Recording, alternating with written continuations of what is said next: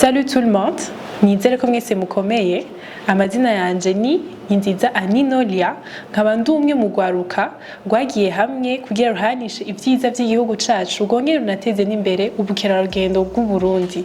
Benshi bazi nka Visit Burundi. Uno musi rero nkabanje kubatumirira mu gice ca kane ca Tembera Burundi, aho twayise de Super Tour, rizoba ku magenekerezo ya 18 na 19 muri uku kwezi nyene turimo bw'umunani, aho tuzogenda mu ntara zitatu: Rumonge, Bururi na Makamba. Tuzoshobora kwiga byinshi cyane ku gihugu cacu, aho tuzoshobora no kugendera mu ntara turi kumwe n'abantu bazoba kwa bidusigurira babimenyereye, abo twita abagi touristique. Tuzoshobora no kugira une veille culturelle, aho tuzoba tusanzwe turara ari Nyanza-Lac. Abifuza rero kwifadikanya natwe muri urwo rugendo rwiza, n'amahera atarenga 85,000 gusa. Hazoba harimwo gufungura, hotel, transport, aller-retour.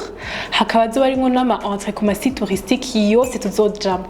Nimutangwe rero no kuza kugura iryo tike uno musi canke ejo, kuko les places sont limitées. Aho rero ushobora kuriha aho dusanzwe dukorera ni muri quartier asiatique, ahanyene musi yo kwandadaye kuri Building Peace Corner muri Galerie C12, canke muri na Bankobu Inoti, aho code marchand yacu ari 20295 gusa.